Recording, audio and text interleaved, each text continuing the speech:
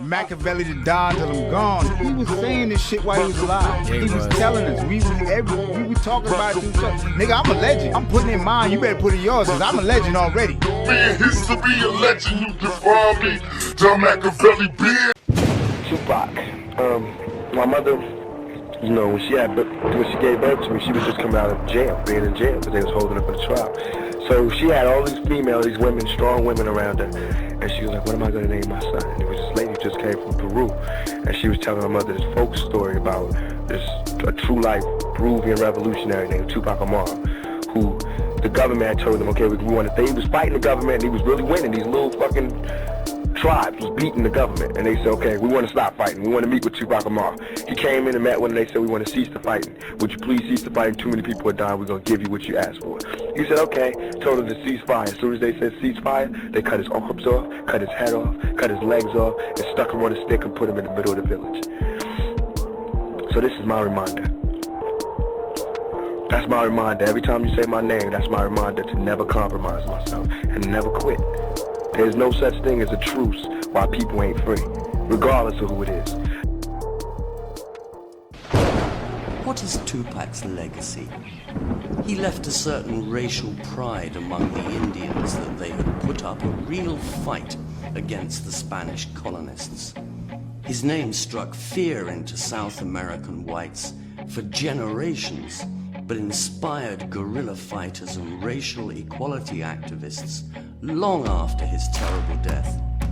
To many black or Indian Latin Americans, he is a hero. Even in North America, his name was adopted by a rap singer to show his aggressive black consciousness and attitude to whites. To others, black, white, or mixed race, he was a good man who was pushed too hard and could not control the vengeful massacres of whites by his Indian rebel soldiers.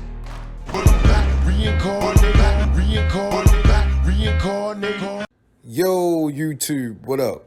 It's your homie Gabum in the building, and this is Makaveli Media.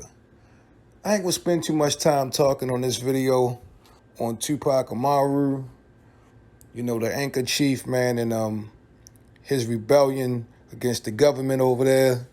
And it was dope, man, just to get some history on Tupac's name and the background of it, and to see the similarities between these two warrior spirits is just awesome. And I even tripped out seeing the similarity in the choice of jewelry between Tupac Shakur and Tupac Amaru.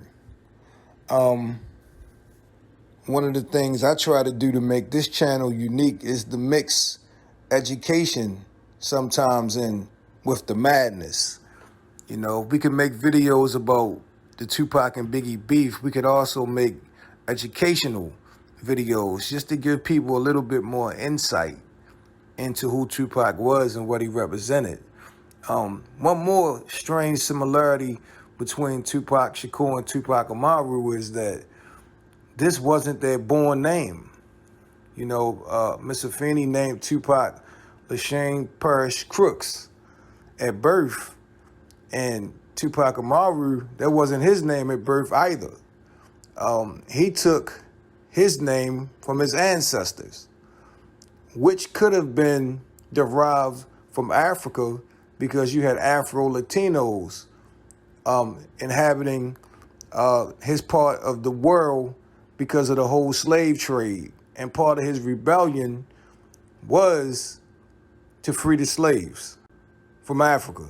Or if you look at the scientific fact that black people was here first, then that would mean that we were indigenous to all the land, especially land that was inhabited by black and brown people.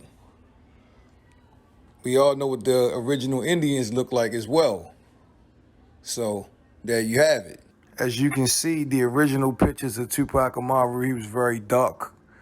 And, you know, years later, they lightened him up a whole lot. But that's expected. But, you know, Tupac Shakur had a warrior spirit, very outspoken, very opinionated, and, you know, stood up for his people through the fire, and so did Tupac Amaru. And when you look at the fact that how these two young rebels who had high influence over their peers and their culture at the time was incredible. And you look at how they both shared a horrible fate. It's almost unthinkable for somebody like Tupac to be cut down at just the age of 25. And Tupac Amaru wasn't much older himself. He was only 27 years old. So you had these very influential, powerful young men who was starting to uprise in their cultures, and they both met a horrible demise. If you guys really like this video, you gotta give it a thumbs up. Because the more thumbs up you give it, the more people can see it. And to know me is to grow me, and sharing is caring. Shout outs to my man Theo B. Those are his words, but they couldn't be more true.